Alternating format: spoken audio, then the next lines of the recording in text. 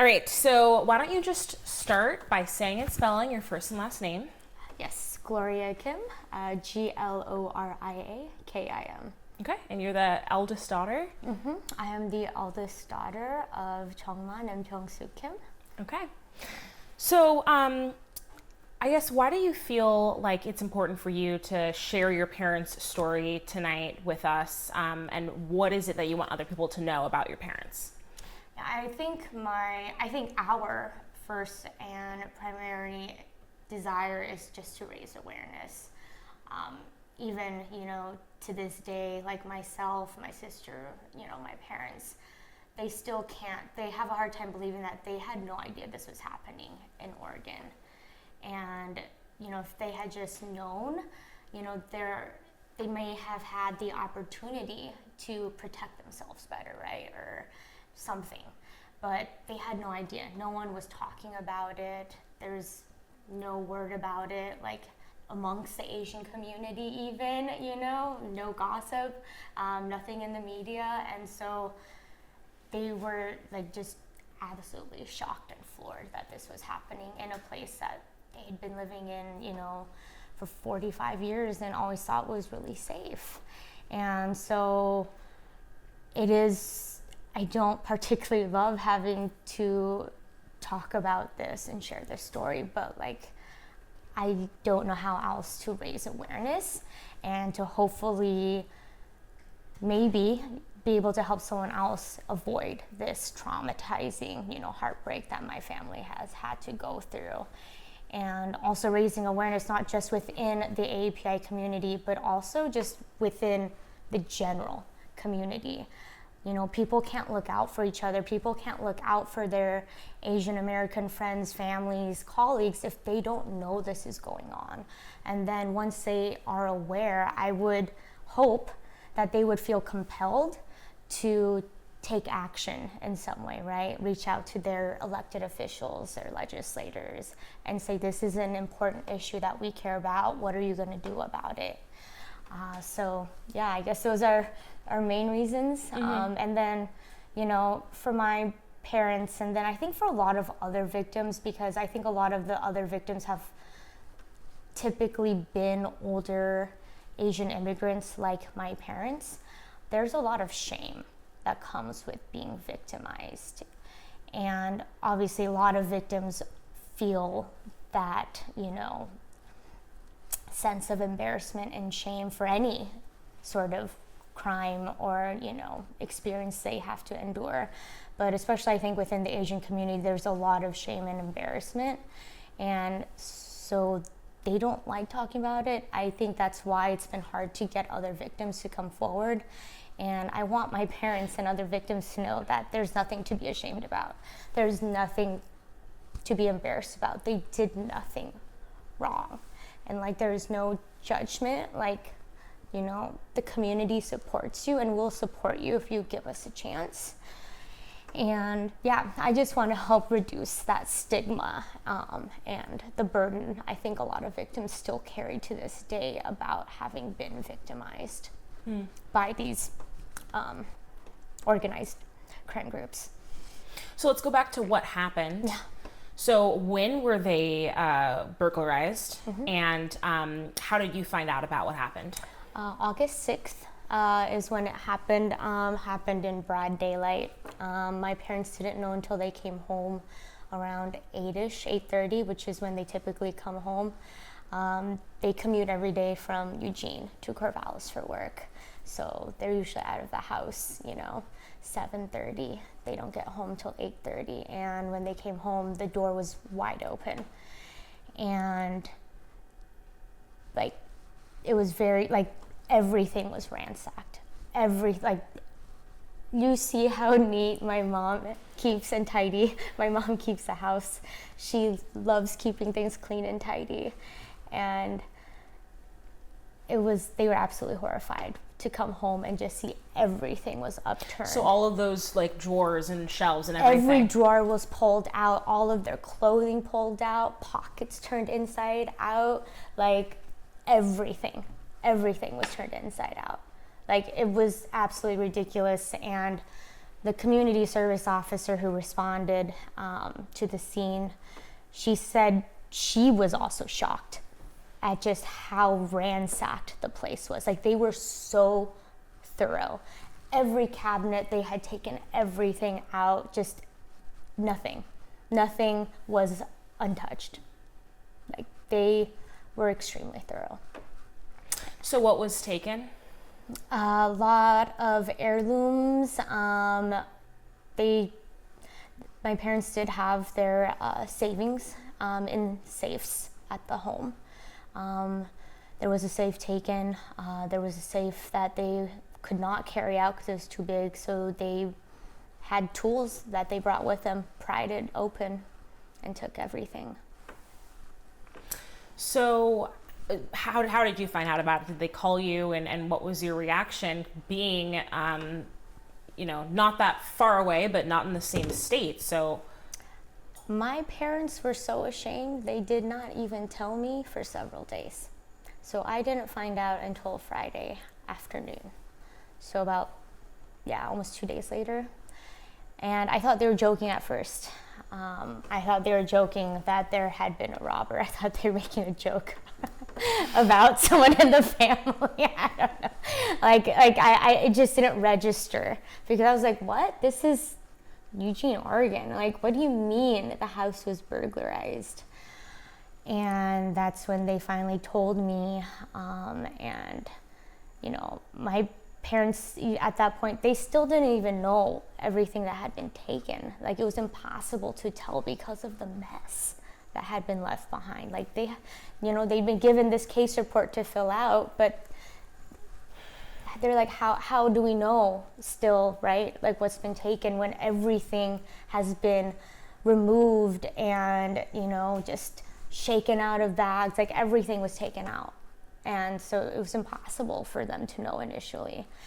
And that was when I found out, it was Friday, and I was like, have you guys gotten a case number yet? And they hadn't, and I believe they were supposed to get case number like 48 hours or something. So I think 10:30 that night, I called EPD and finally got a case number, because no one else had reached out to my parents directly with one.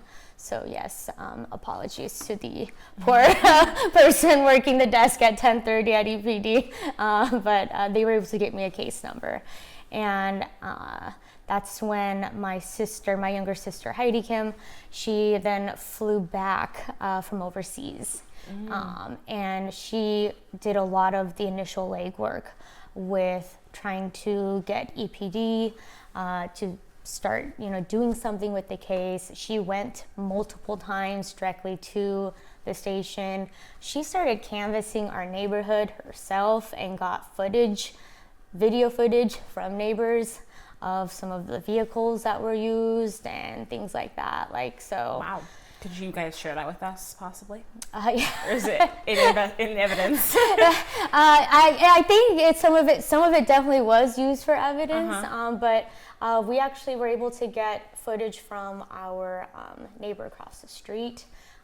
We have family that live next door as well. So this happened in broad daylight while our family was next door. That is how brazen they are, but also how sophisticated they are. I think as we found out more details, it was really scary to learn how sophisticated and organized they were. They weren't just some 2-bit, druggie off the street. They had been watching our parents, because we did see footage of a car after what is assumed the burglary was over, someone pulling something out of one of their hedges. 99% certain there was a camera that had been watching, because it was facing the front door. And they knew somehow to come that day when my mom also was at the store, because she doesn't go every day to the store with my dad. So they've clearly figured out our parents' schedule, and that is what Do you know how long they were watching? Not sure. I think that's the scary part also. Another scary aspect is not knowing how long they were surveilling and watching my parents for. I feel like that counts as stalking, and we don't know though how long. What a violation, for lack of a better Yeah. it's deeper than that for sure. But so how has this impacted your family and your parents? What has changed around here? How have you changed the way that you interact with them? I'll start with like the good, the positive, I guess. It's made us closer. Obviously, I come home more. I should have been coming home more often. And then just slowly through the various interviews, I've also been learning more about my parents. Just learning how, one of the things that my dad misses most or regrets losing most in the robbery were actually his and my mom's wedding rings. I had no idea those meant so much to him because they have actually never ever once worn their wedding rings after their ceremony because they're manual laborers, right? They work with their hands. They can't wear jewelry in their line of work. And so after their ceremony, they never ever got a chance to wear, their rings again. And to hear my dad's usually pretty stoic, and to hear him say that was something he really was, heartbroken, losing. Like, I didn't know that about my dad.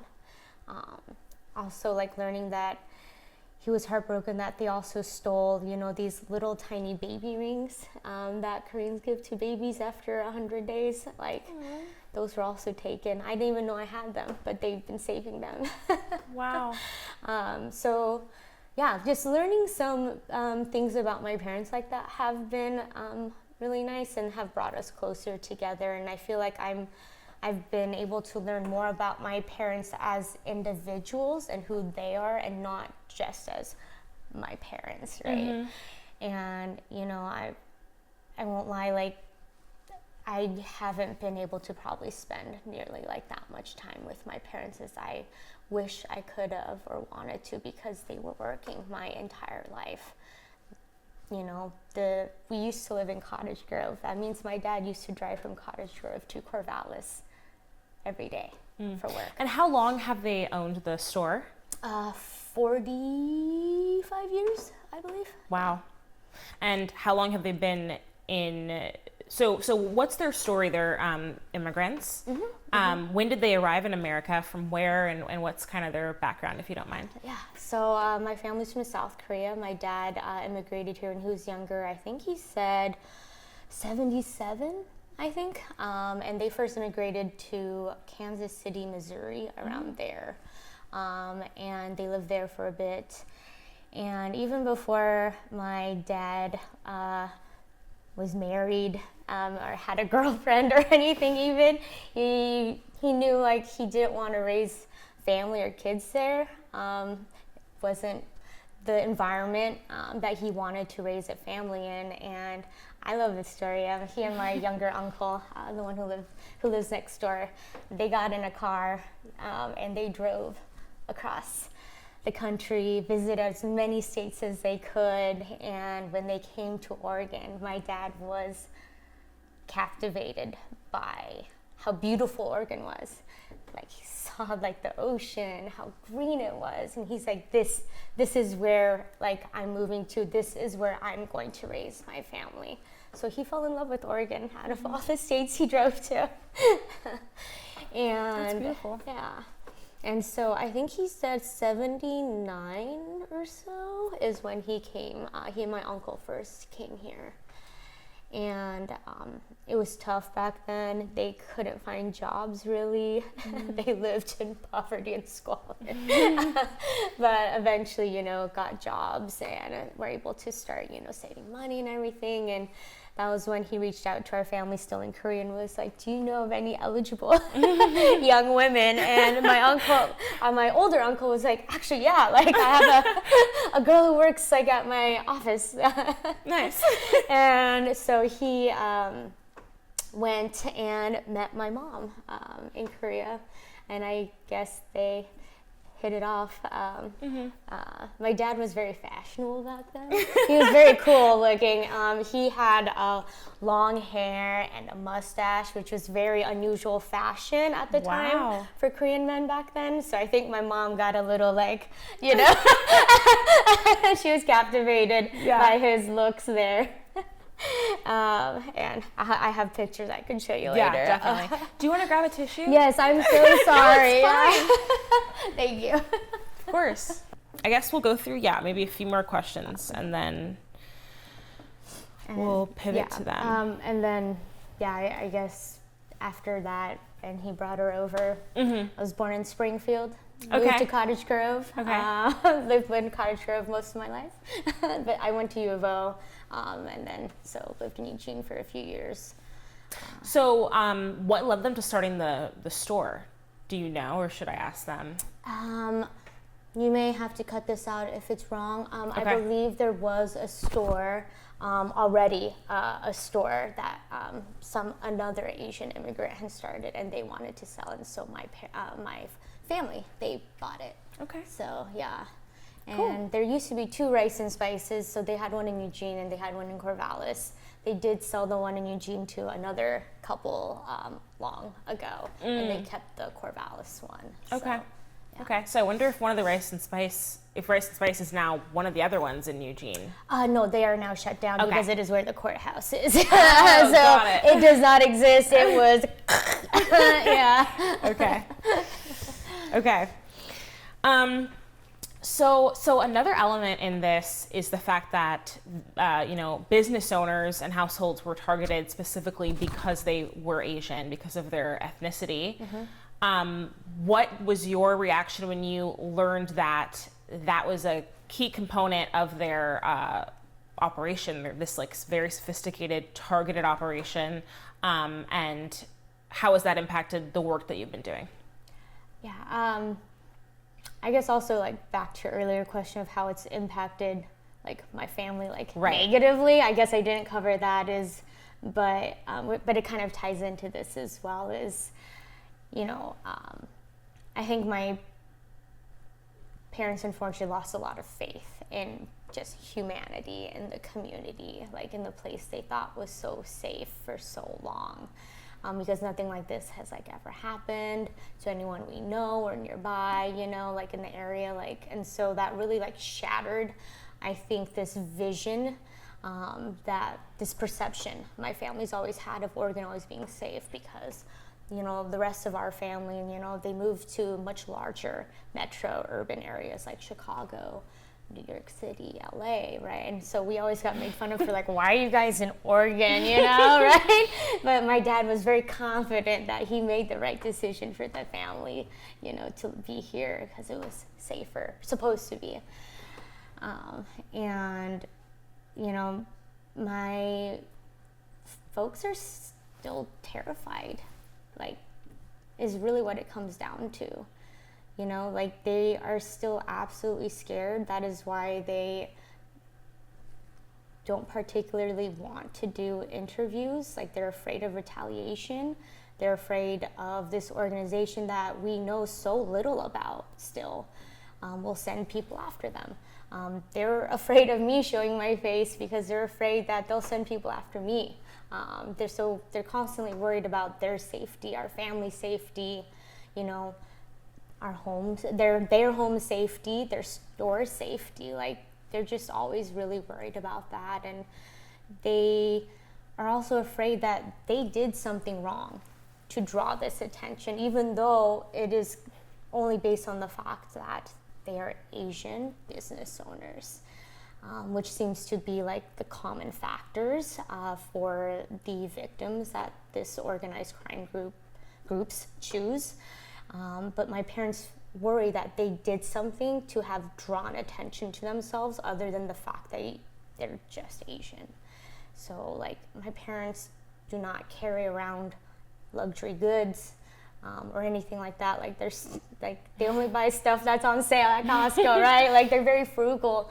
And so this idea that, these criminals must have targeted you because you look flashy and wealthy is a false false stereotype, false myth. And I think, I hate to say it, but like, I don't think these crime groups are stupid. Honestly, like, I think they're very deliberate and in choosing to target older Asian immigrants who own businesses, because a lot of Asian business owners, the work ethic is that you are gone, you're away from home all day. Like, my parents are proof of that. I know lots of, some other victims have very similar, work ethics where they are gone all day because they are working very hard. And so it pisses me off that they are choosing hardworking older immigrants,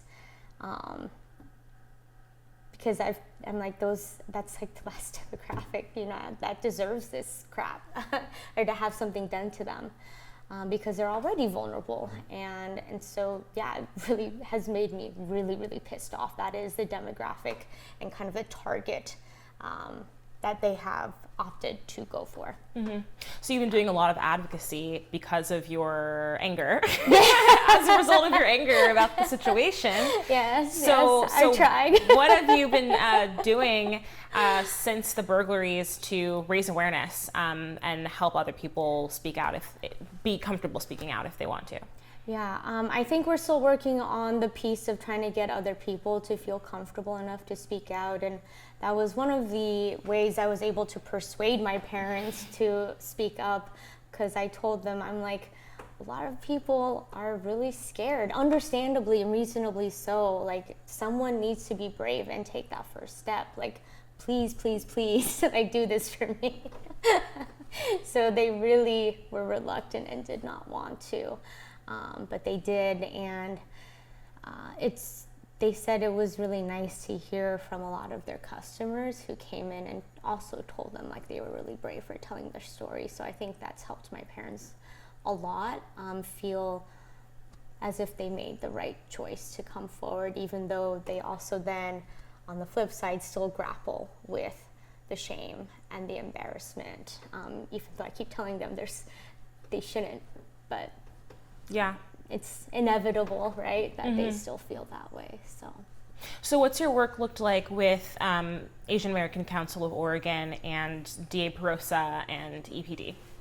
I think so. I guess firstly, I think another reason why these crime groups have been targeting Asians is because there's a lot of false racist stereotypes and narratives that Asians are quiet and submissive and won't speak out. And they're not wrong in that Asians do tend to underreport crimes. A lot of studies do show that.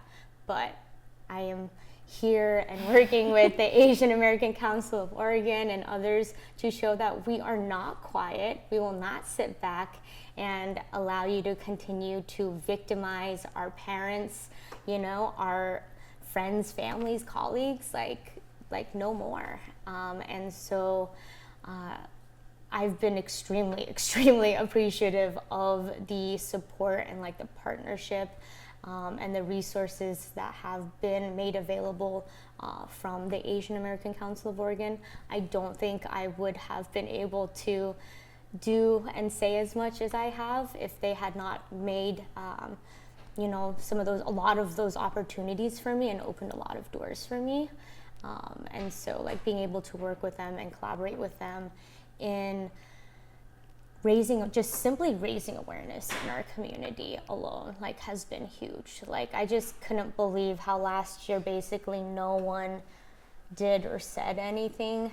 And then now we look today, like just in the last 3-4 months, it started off with, had no idea this was happening, to now a lot of officials and even like, the Lane County commissioners, board of commissioners, like, they've been issuing statements of solidarity and support, all of which were completely non-existent last year. And so some people may think that's performative, but I think that's a huge, huge step, and is an acknowledgement that people now know about this, because I don't ever want to hear again from another person, I had no idea this was happening. Like that was just like crushing each time I heard that. And so, yeah, my goal is to be loud, to make noise, and let them know, like, they can't keep coming back to Oregon and expecting nothing to happen again. Because I know, unfortunately, there, a lot of victims from last year, there was no justice, no closure for them. Unfortunately, my parents are most likely going to be joining that group that gets no justice or closure. So I guess on a personal level, this is what I can do for them. And so. So is that according to DA Perosa that they're not sure who committed the crime because the suspects involved in this burglary are not the 7 suspects that were arrested in September? So they, with the current, from my understanding as a common citizen, they are only able to charge them with the crimes that they had physical evidence found. Right. With. Our parents were burglarized in early August. Like, with the way they operate, there is, even if it was them, we don't know, right, if it was them or not. There is no way there was still going to be anything left over from August. Got it. Or even September. I think really the only stuff left over that they had physically were the early October burglaries. So that's a lot of people, who won't be able to receive justice as a result, unfortunately. So what have your conversations with Dave Perosa looked like over the past couple months? I really only met with him the once at his office, and then I got to see him at the ACO, the safety forum, and he's been a great partner. He was so receptive the first time we met, and I was really, really impressed with how receptive and empathetic and understanding he was, and then how quickly he made things happen. I think he also did not realize the extent of these crimes from 2024, and I think he realized like something had to be done, and so it was really amazing to see how everything he did was actually put into action and happened. So just really appreciative that he is speaking out, and advocating on behalf of the AAPI community as well. And, we understand these are difficult, crimes to handle and deal with on a legal aspect, and so I've been really appreciative that his office has been doing what they can, and then just creating a lot of collaboration. I think we've seen how valuable communication is here. That was something that was apparently kind of missing before, so now there's more communication between the DA's office and all these, different law enforcement agencies and so forth. And so I think just seeing that DA Perosa actually followed through on his, on what he said he would do, really appreciative and impressed. Do you have any critiques of how things were handled early on in the saga where the first burglaries took place, and how local law enforcement responded to that? Yes, I do want to preface by saying I love our detective. He's been phenomenal. Genuinely don't think we could have asked for a better detective.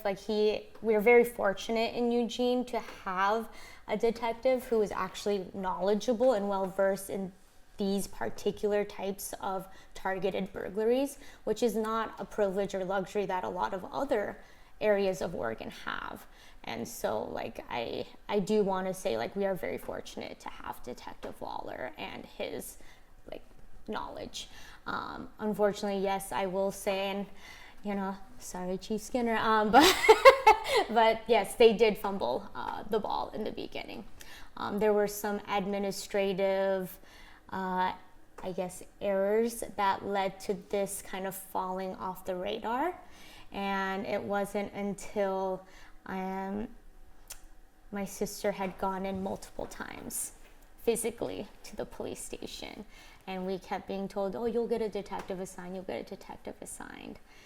and we were not getting a detective assigned. And we're like, how is no one paying attention to this? Not just the fact that it was, a large amount in terms of value that was stolen, but also, we had already learned from the community service officer about the targeted burglaries of Asian homes that had been happening in the past.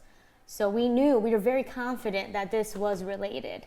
And so we couldn't believe that they were not doing more about it. And for me, I also was like, I wanted to see them put out, a press release immediately notifying the community, like ASAP. I was like, I don't care that's just been one. I was like, people need to be on alert. But that didn't happen until several burglaries later.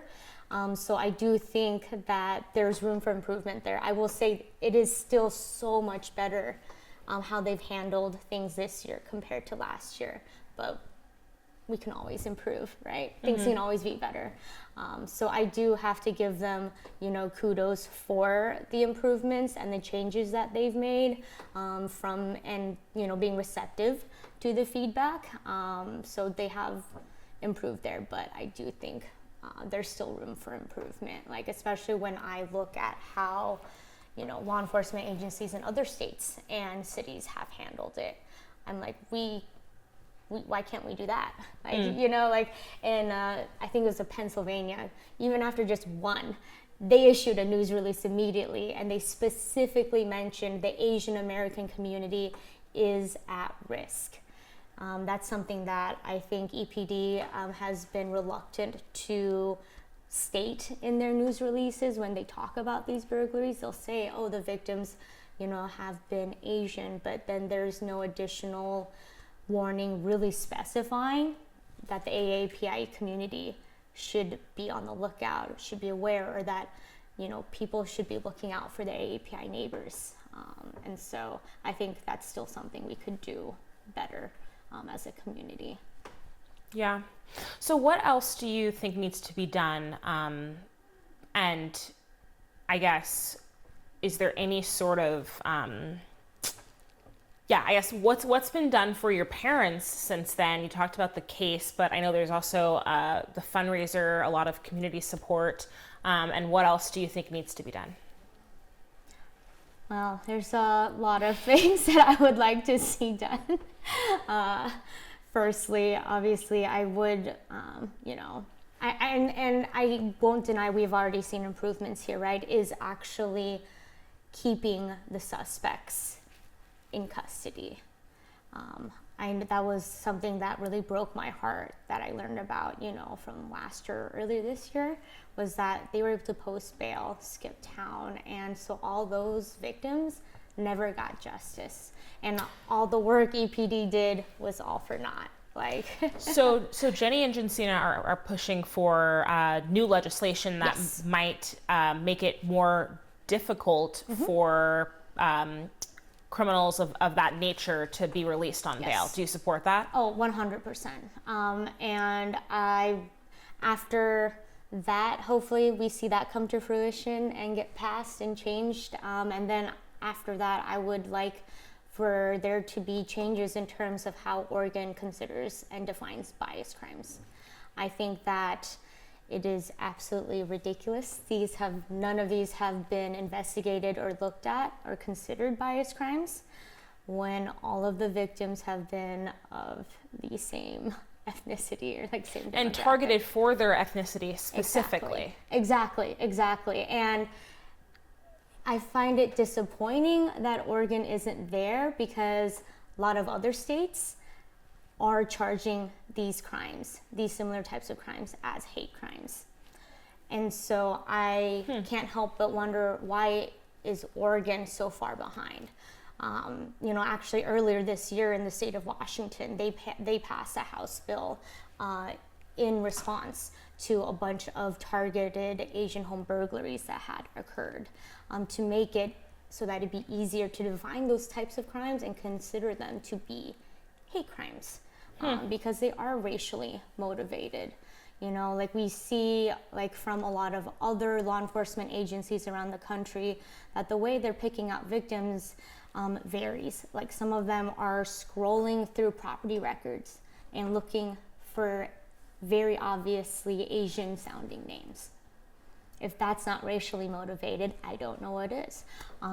Last year in Oregon, they were following victims home from H Mart. You don't go to H Mart unless you're looking for Asian victims. That's racially motivated. And so I'm not sure, like, I don't know what exactly the laws and definitions of a biased crime are for Oregon. I am not a lawyer, but I would like to see that reformed as well, because, you know, I don't know how one could look at all this and say it's not racially motivated and rooted in racial biases and racist stereotypes. You know, as a matter of fact, like, I know, like, in, I think, January 2025, they caught a couple of guys in the San Jose, California area doing the same thing. They charged them with hate crimes as well. Like, so we see precedent set in so many other places. So I'm just wondering when Oregon is going to get there as well. Yeah. Okay. I was like, I almost left it. So there's also the aspect that a lot of these suspects are from South America. Most of them are from Colombia specifically, and they're here on expired visas or completely undocumented. Some of them claimed asylum and were granted asylum. But something that was mentioned in the New York Times article was that it's been difficult for jurisdictions like Lane County to they've had to be careful about the information they provide to the federal government about the nationality of the individuals, because they're worried about violating their sanctuary policies. Yes. Do you think that might need to that our sanctuary policies might need to change when it comes to people that have been arrested for targeted crimes like this, or do you think that's not much of a factor that you're concerned about? I think it's a little more complicated than that, because also, like, Oregon has such strict sanctuary laws. Yeah. It's hard for them to even know at times if they are being provided with their actual real date of birth, their actual name, or, you know, and all that, or they're just providing names and information from a stolen, like, visa or identity, right? Like, it's really, I think there's a lot of layers of complexity to that I don't think, you know, loosening sanctuary laws is going to fix either. Okay.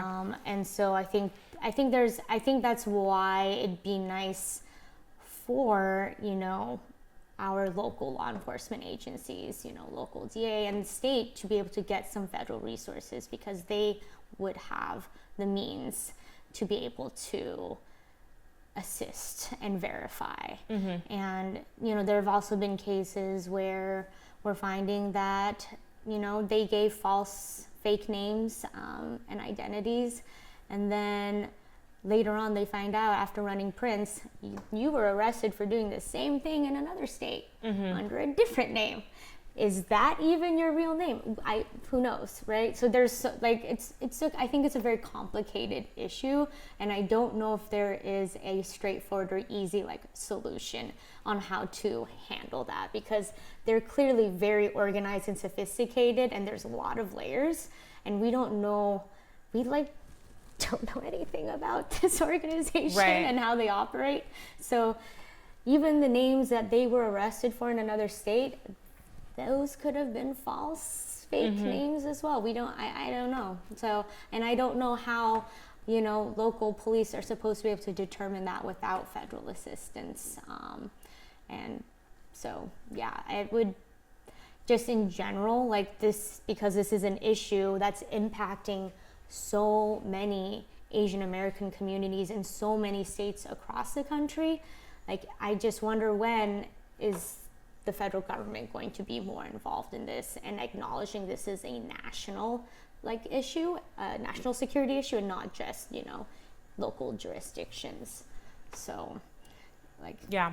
I think back to, when some of those professional athletes were burglarized by a very similar South American crime group. FBI was all over it, right? And they caught those guys within months. I'm like, it's one of those, if he wanted to, he could. If they wanted to, they could. And so, yeah, I know there's some complications and there's strings attached that come with receiving federal assistance, but I'm hoping that we can get it without having to, I guess, betray our values, and as a state, yeah. As a state, exactly. I don't want that, and I don't want this at all to become some sort of demographic versus demographic thing either. I don't want people to turn it into that either. And I hope they don't, because that's not the problem either. And so, just criminals are criminals. It doesn't matter if they're documented or not. If they're committing criminal activities, especially hate crimes, I don't care if they're documented or not, frankly. Yeah. So. Of course. Okay. Is there anything else that you wanted to mention? I think I've gone through most of my questions. I guess just want to reiterate that, the Asian community, can be loud, as loud as they can be and they want, but we really do need allies, from the whole community, and I really hope we can get that support from, the rest of the community as well, because that's really, at the end of the day, is what's going to help us drive change. It's not going to be enough if it's just Asian people screaming into the ether, right? We need the entire community to rally, to come together and say we are not okay with this happening, and that we need to do something about this. And so that's really, I guess, also what I'm kind of hoping for, that people can rally to support this.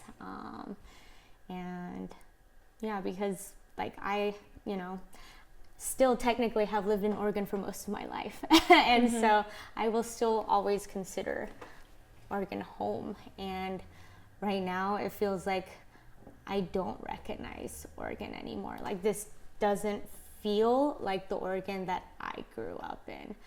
And,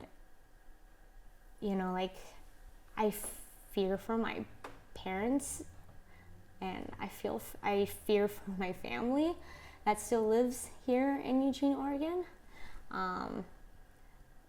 My dad's afraid to drive anything but a black cargo van to work, because he's so afraid that driving anything else will attract attention, because once again, they still feel like they did something wrong to bring this upon themselves. And so, I just hope that, other victims also, may feel brave enough to come forward, hopefully reach out, and also want to tell their stories. And people can realize they're not alone, and that they didn't do anything to deserve this, and that we can rally together, and bring about change. And we are not the quiet demographic that they, these criminals think we are. So, I want them to know, don't come back to Oregon. Yeah, definitely. Thank you so much. I really appreciate you. No, I appreciate you. Thank you so much. Okay. So how long have you guys been married for? How many years? 37. 37 years.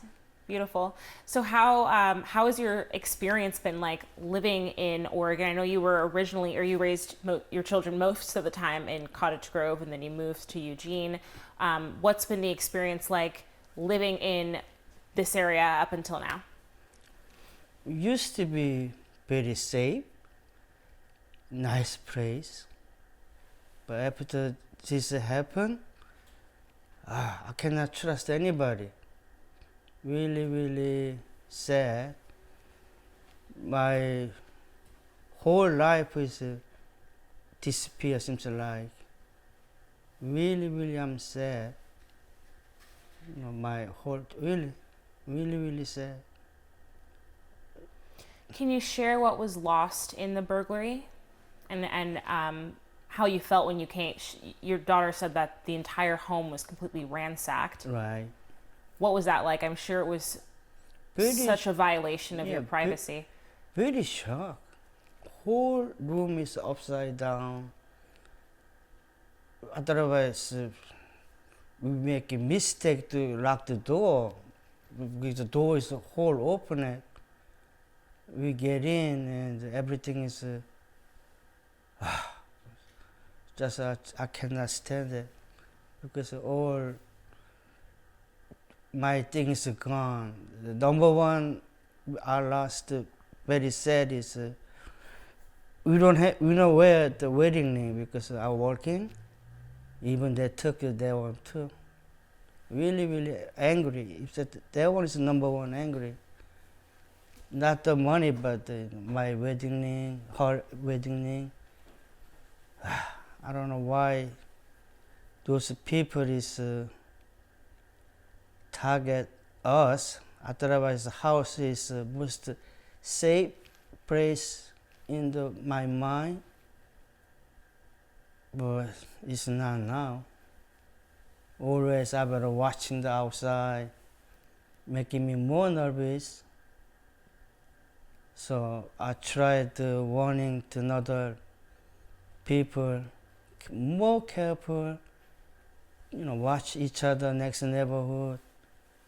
That's number one, because most of them come in daytime. They follow us probably a couple of weeks. They'll find out where we live, where we work, and what days empty the house. They knew. And they target the daytime. I don't believe. They come in daytime, break out everything, they disappear. And I heard about the police got 7 of them couple weeks ago. They bail out. Feels like my money, they bail themselves. I'm really upset. They're supposed to put in the jail. Really, they're supposed to put in the jail, but they're free, they're gone. What are you gonna do? Seems like I'm very stupid. I know that I'm stupid. Still feel really, really still angry. My mind is really angry. Every night, seems like I cry every night because my life is really upset. Really, really upset. Still, already a couple months passed. Really angry. But a lot of people support me and my wife, so I can stand up. Sometimes still I don't believe myself. It's my fault. Maybe my fault too, because I don't know. Well, I mean, how could it have been your fault? It sounds like they smashed through the glass door. Yeah, yeah. So even if it was locked, they would have entered. It seems like they were determined to break in, essentially. I know, but number one thing is, I don't know how they do. The whole house is upside down. I don't believe. I don't know, you saw the picture. Mm-hmm. Really bad. And police, even we cannot get any picture. Waiting for police, but seems like they're not helping them much. I wish more bigger FBI investigating those people, top people, not the bottom people. This is not only Oregon, all United States. Those people, I think one big group support each other, where is the target, they're teaching how, seems like. Really, seems like. I wish that more bigger people find out the gang leader. That's what I heard about this. What those people is a lot of them, not only me. After us, I know that one guy in Salem, the same problem, and the Eugene other store owner same problem. So when, right after the burglary, who came to the house to advise you about the burglary and what the next steps were? And then what happened after that? Were you waiting for EPD? How long? okay, happened is August 6th, and police show up after 2 weeks. I think so, August 18, right? 18, yeah, 18, yeah, 18. After 2 weeks, they come. What are you gonna do? After 2 weeks, nothing left. We asking them is. I think so. We asking one more. We went to the police station. Seems like we bugging them, come to check, and they coming. Still, I'm upset the police. They're coming early or late, the same thing. But if they're coming more early, I feel much better. Seems like they don't care us. I don't know why, but So did you file a report that first day of the burglaries? yes. Okay. But that's why I'm waiting for next day. Nobody show up. Next day, nobody show up. And we went to August 14. My daughter and us go to the police station, asking the bugging to come look. And they come in 18. That's why still, I don't know. That's the right way or not, but So was that hurtful to see that the police department didn't come visit the house? So a detective didn't come and visit the house until 2 weeks later. right. That's why I'm a little upset.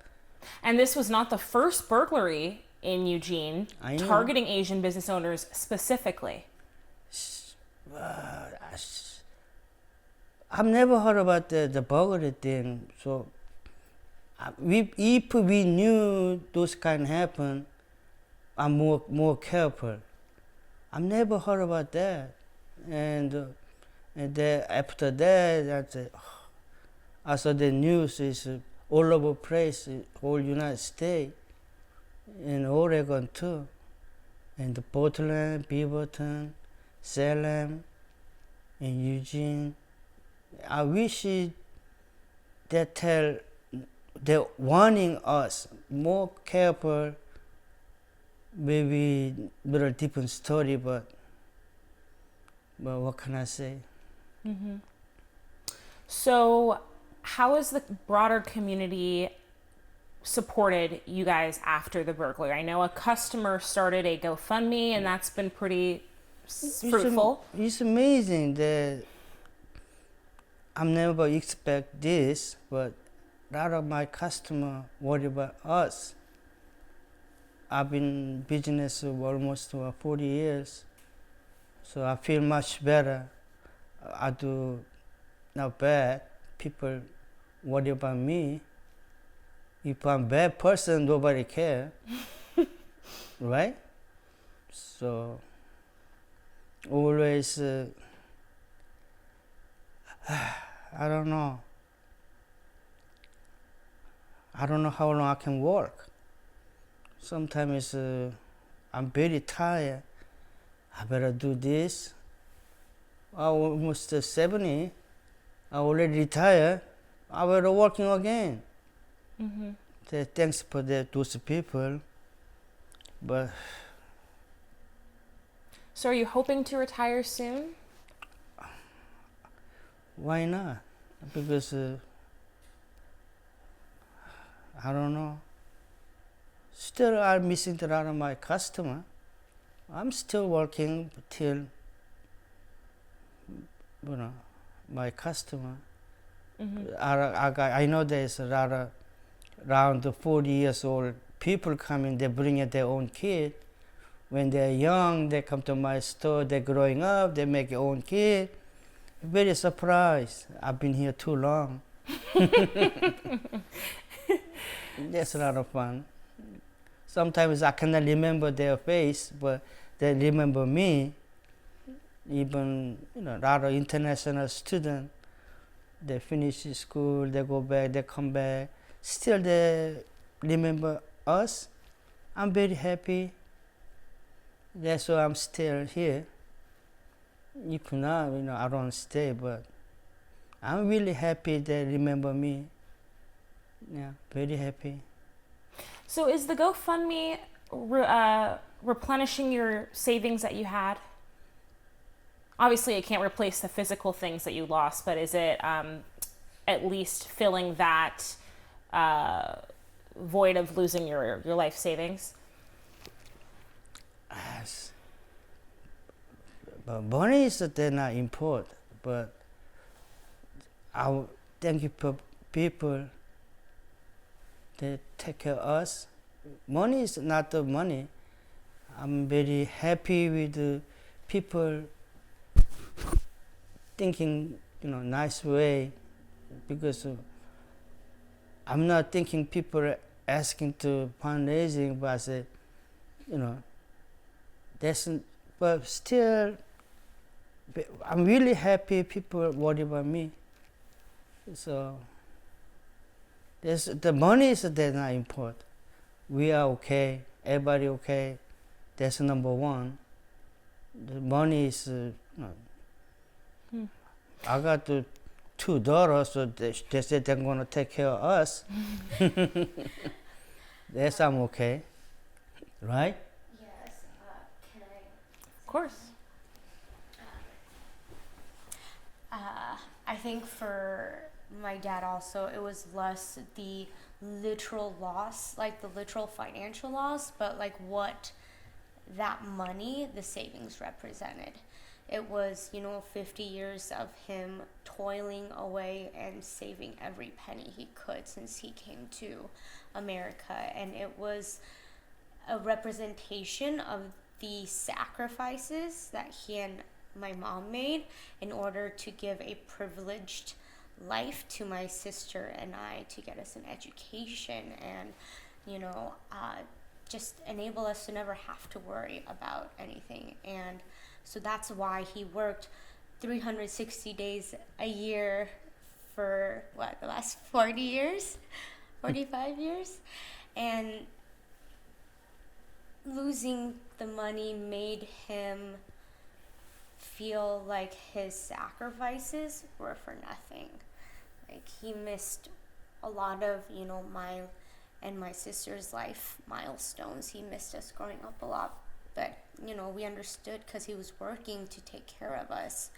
Like our mom couldn't even fly back to Korea when her mother died because she couldn't be away for that long. Like my parents made a lot of sacrifices in order to be able to save that much. And like he missed my sister getting married. Like he's missed a lot of milestones, and so the loss, it's less like the financial loss, but like the sacrifices he made were all for naught, is kind of how he feels, I think. And and I'm really appreciative. My sister and I are both so appreciative of all the sacrifices that you've made for us. And I hope you know that. And we're also just like incredibly proud. Like we had no idea they had saved that much, and we are so proud of them for coming with nothing and having been able to accomplish that. Like that is so impressive. And like we're really proud of our parents, like regardless. Thank I hope you. You know that. Yeah. If you could stop smoking though, that'd be nice. Yeah, that's another thing I'm mad about. He was doing a really good job. My mom was doing a really good job of getting him to stop smoking cigarettes, and he was almost there. And then that happened. And he was like, I need a smoke. Yeah, so that is something I'm angry about. Well, that's understandable. But maybe you can quit again. I hope. But like, yeah, I don't know. We've never been on a trip together as a family ever because he doesn't take time off, so it's not feasible to go anywhere. No, always this sorry for my kid. You don't need to be. It's fine. No vacation, especially my wife. We don't get the vacation. I don't know why. So seems like a sand top. I make a sand top and disappear. But we're okay. I can stand up. I hope I'm okay. I'm really proud of you, and Oma. You know that, right? We're all really proud of you guys for having the courage to speak up. No, this. It's hard. It's hard. No one else wants to. I hope so. Other people really they better careful. Really, that's I wanna warning the people nowadays. Really careful. Those people know us, the Asian people. I don't know how they know how they get in the house. They come in daytime, you know. So How does it feel being targeted for your race, though? because this is not those thing the people. They knew the Asian people have some money all the time. They knew that. That's why they target us. They're all Asian people. I don't know how they find out where we live. I don't get it. I don't know how they're following us. I don't know how there are a lot of different groups. They find something and they come in target. Just maybe 30 minutes, boom. You know, something like that. Really. But when the burglary happened in August and you spoke to the detectives 2 weeks later, did they tell you that you were targeted because you were an Asian business owner? Did you know that? When did you find that out? And the news, because You found that out from the news. yeah, in the Philadelphia news, also the YouTube, same the Colombian gang, same thing. They target the all Asian people, business people. That's why I find out, and now we know that. I think the police knew that the Colombian gang is here. They knew, but they always they got them and they free. That's what I don't understand. We got confirmation actually the following Sunday from the community service officer. Okay. So she said upon arriving she was very confident it was related. Okay. I did not get to talk to her until that Sunday, so several days later, and that was when she told me that over the phone. So that's when we started to suspect that was the case. Okay. Yeah. But then, and so speaking with EPD, like after that fact, that was a part of the conversation that. No, the community service officer is technically not a police, officer. Right. And so we didn't get any info from EPD until Detective Waller came on the 18th. Right. Okay. Or actually, sorry, that's why. Until my sister got to meet Sergeant Evans and got him in front of her physically that Thursday before the 14th. I think it was, yeah. Okay. I have a timeline. Okay.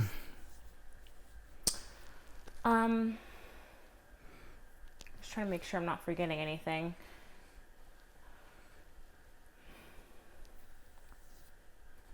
So you immigrated from South Korea. Yes. And did you always have a feeling of safety and security while you were in Oregon? Right. That's why I'm here. That's why I love in Oregon. So I don't like a big city. That's why I don't like a big city. I don't like LA. I don't like San Francisco, Chicago.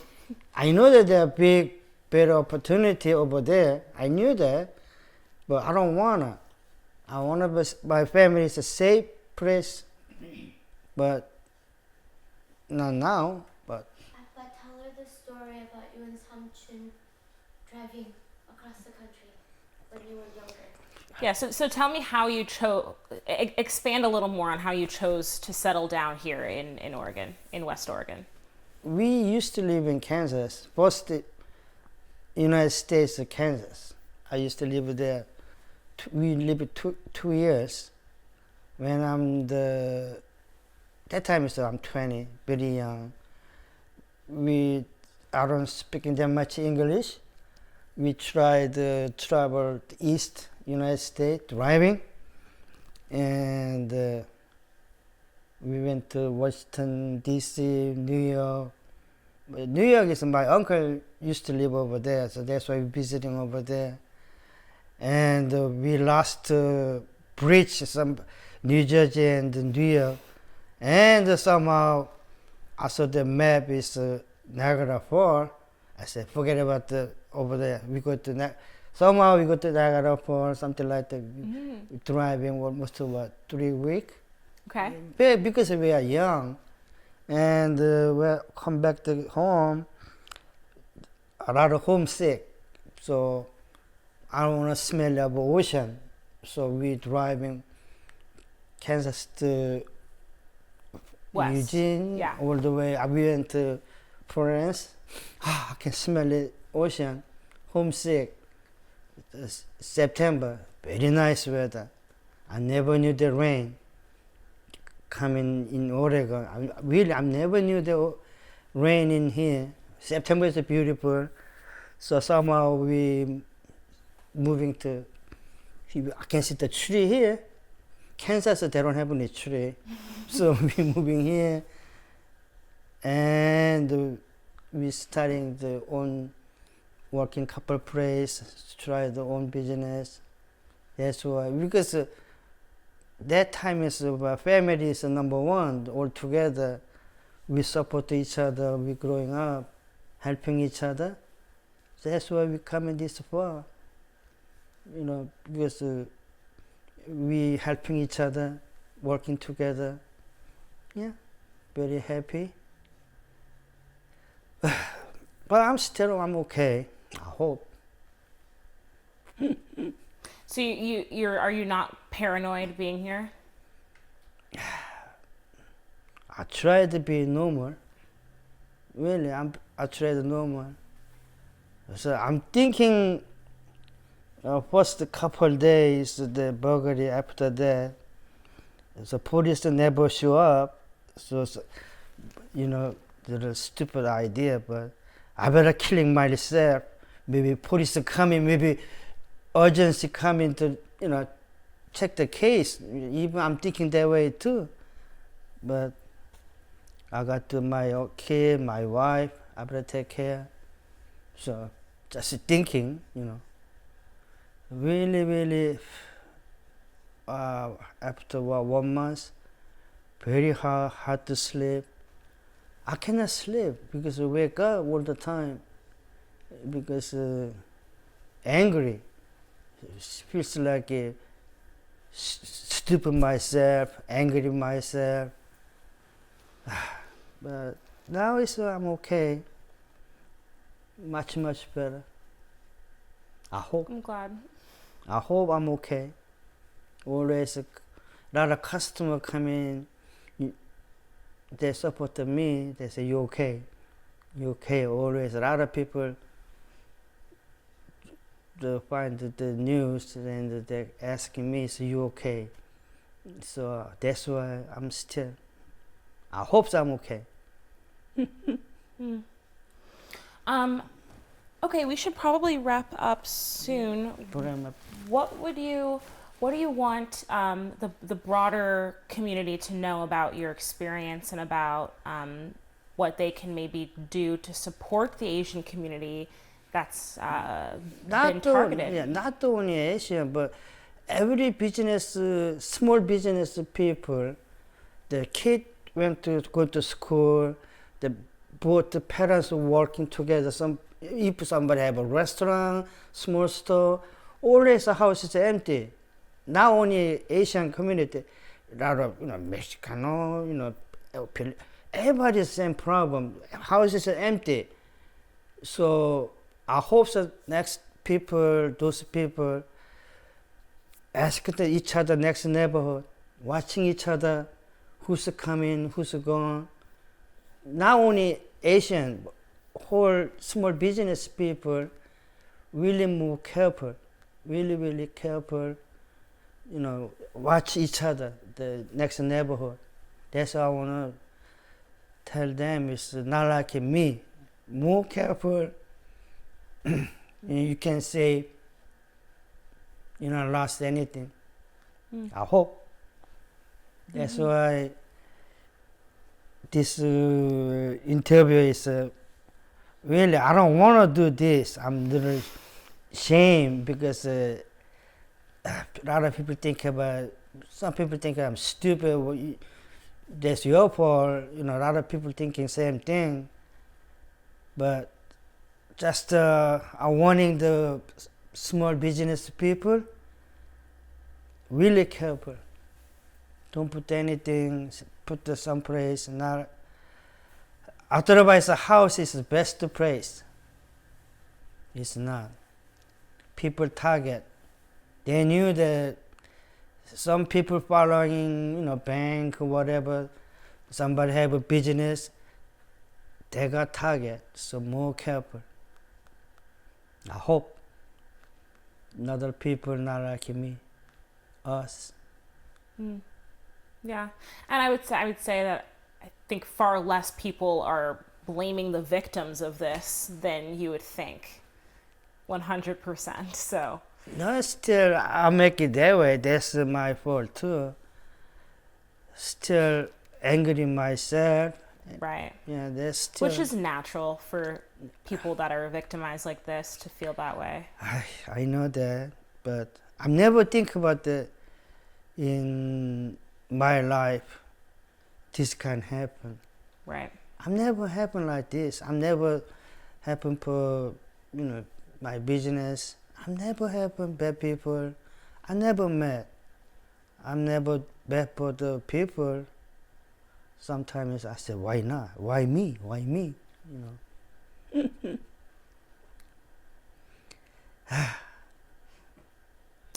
I know you mentioned in the New York Times article, they ended it talking about how your view of America has changed. Is that true? It's rather probably this Colombia people, whatever. A lot of them is probably illegal. Okay, a lot of young people, I hope, get a job. They got a lot of job. Don't be the easy life.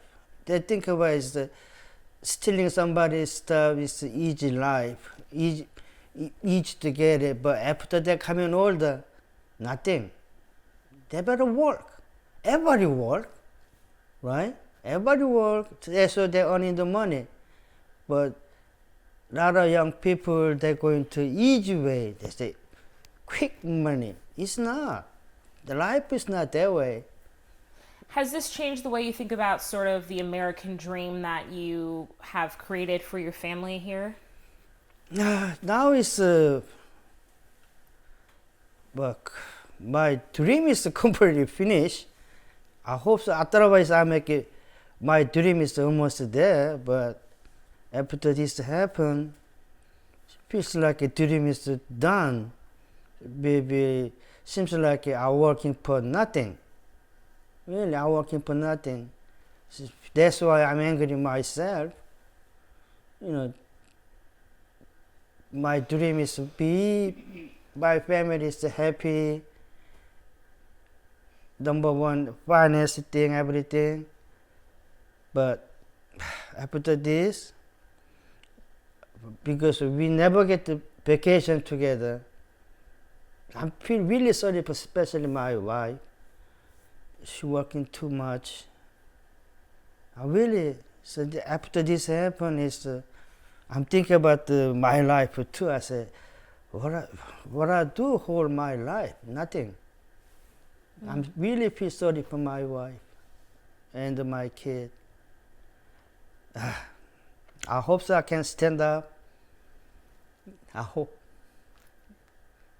But still, America is, if you're working hard, you can get it. Right? Really, America, that's why it's America. I love the America. You working very hard, you can earn. But not the easy way. They don't have any easy life. You better working hard, you better gain. Nothing free, you better working hard. I'm working hard. I don't complain. But still America is, that's why I dream. Everybody coming working hard. Nobody say anything. You working hard, you can gain. If you don't working hard, you don't get nothing. All right, is there anything else that you wanted to share? I don't want to hate each people, but I hope the young people don't go eat bad way. They don't have an easy life. Just to get a job. I say, get a job, working hard, growing your own family. If you do the best stuff, what are you gonna do after their kid? How are they teaching? Oh, I stealing somebody money. You're not teaching that? No, that's not nice. So I hope so. These people learn something. I hope their life is. I don't know. I say, get a job, working hard, and gain. That's the American dream. Now almost there. American dream. I'm okay. I'm still okay. I can stand up. That's why I'm working hard. I don't asking the people to borrow money, nothing. I don't asking the government to borrow nothing. I'm working my own. I stand up. That's why I'm working really hard. All right, well, thank you Okay. so much Okay, thank for you. being willing to talk to me. I really, really appreciate Thank you. it. It's nice Really. to meet you.